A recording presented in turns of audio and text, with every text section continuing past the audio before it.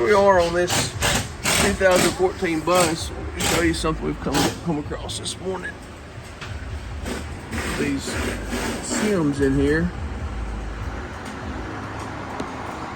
You probably can't see them, but these shims are broke, and we checked this. Can't see in there, but they're broke. So a couple things happening.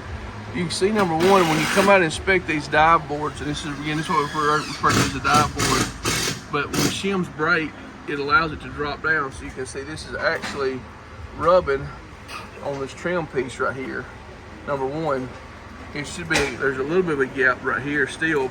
There's a little bit of a part of a shim left on this side. There's no shim on this side. So when that shim breaks, they'll drop down 1/4 of an inch, and you get a noise on these front hydraulic slides with these dive boards. It's because it's rubbing right on the trim right there. The other thing is, if you look on here, you've got two lines that are rusty, even here. And what that shows is, instead of it being a straight, slick piece, that the shims are gone, and this is actually running on the screws. And this has got the point to where it's rusty a little bit, and it's wore the screws down, and it's rubbing on the trim molding. So we need to change these shims. The only problem is 13, 14, 15, around 14, it depends on where they changed it. They didn't realize this was going to be an issue with these shims, and there's a couple different things. If you look in here, looks like a compartment bay, which is awesome. There's no access. No access to get to these bolts. The bolts will be back up in here on each side to take that shim plate out. Y'all seen us do the shim plates before. So they Tiffany's didn't put an access in there. So that's maybe something you look. We can cut this out and put a plate in there, but the customer has elected to go back to Tiffany's, which is, they probably need to take care of that. And cut an access plate in here so you can get to it, because the shims have to be replaced. Obviously this one needs to be replaced.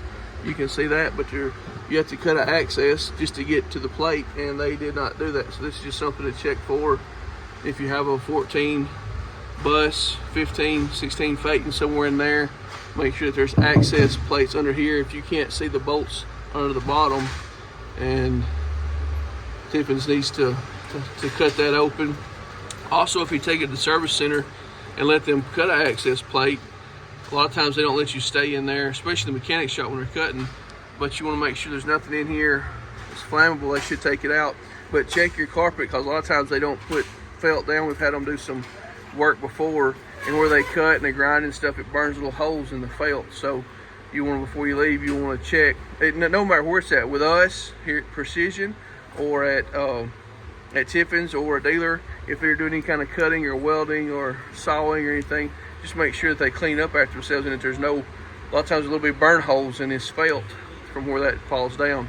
Just something to check. But there's no access under here for the shim, and again, we need this shim changed out. So they're gonna go back to Tiffany's and get in line and let them kind of take care of that. This is a 14 bus.